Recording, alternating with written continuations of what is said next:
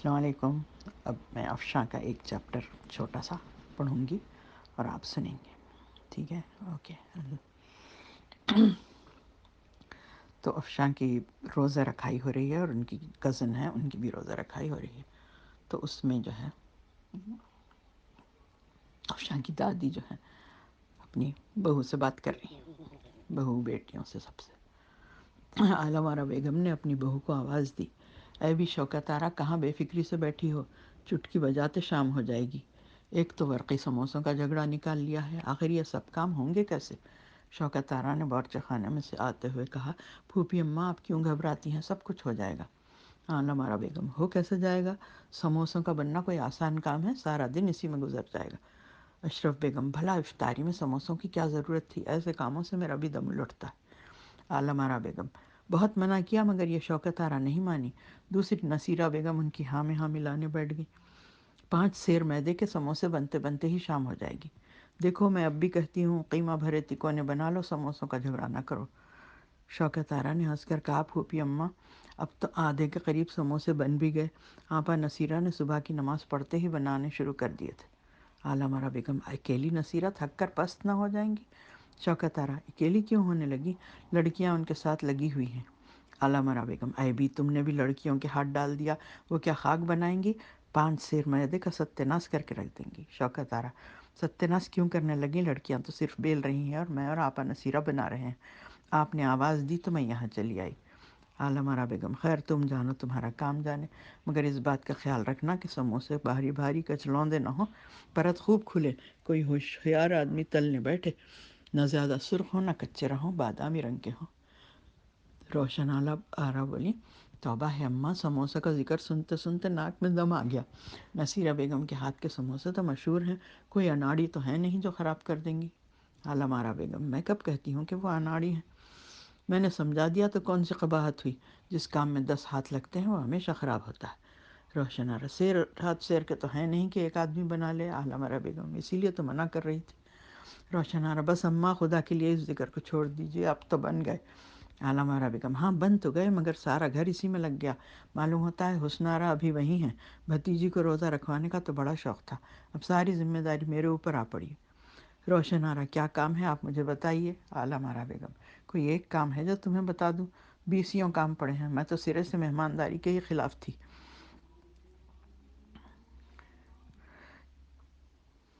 اشرف بیگم، اور وہ بھی روزے کی، اگر افطار کے وقت 1 منٹ کی بھی دیر ہوگی تو ساری لاگت تکارت گئی اور شرمندگی اٹھانی پڑی، وہ الگ۔ چچی جان، اے بھی پرسوں ہی کی تو بات ہے، مچھلی والوں میں چھمو بیگم کی لڑکی کا روزہ تھا، میں بھی گئی تھی۔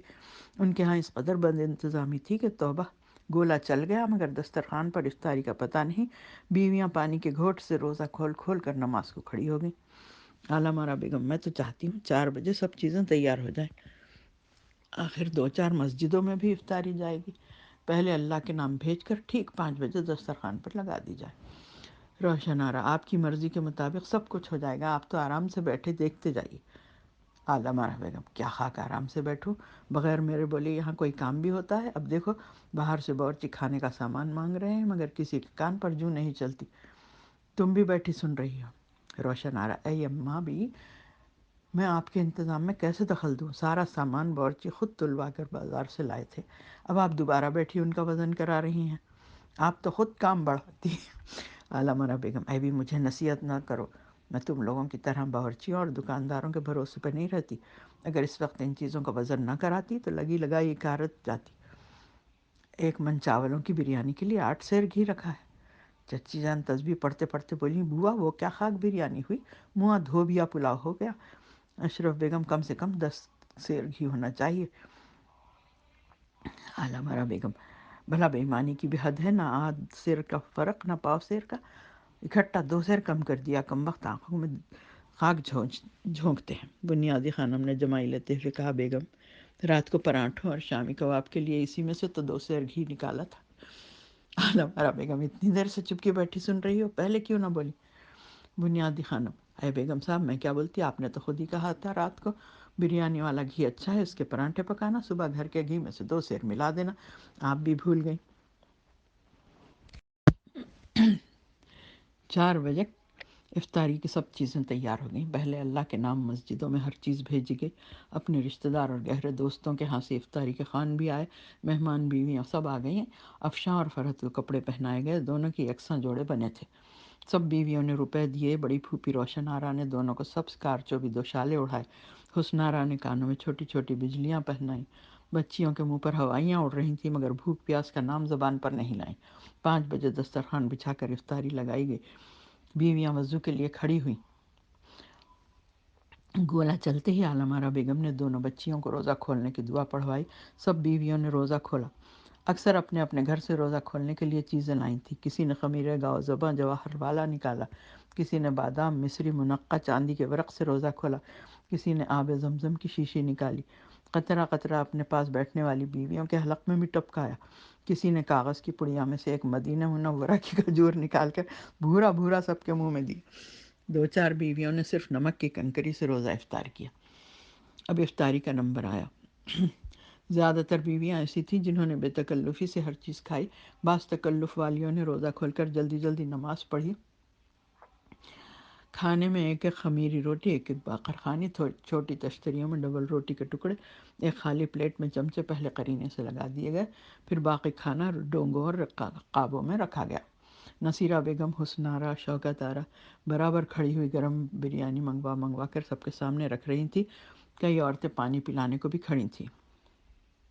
ایک بیوی خاصی بڑے گھرانے کی دیکھنے میں معقول ایسی بے تکلف تھی کہ دوسروں کے نام سے گرم بریانی اور باقر خوانیاں منگواتی تھی اور سب کی آنکھ بچا کر پیچھے اپنی ماما کو دے دیتی تھی، وہ گٹھری باندھ کے برقعے میں چھپا لیتی تھی۔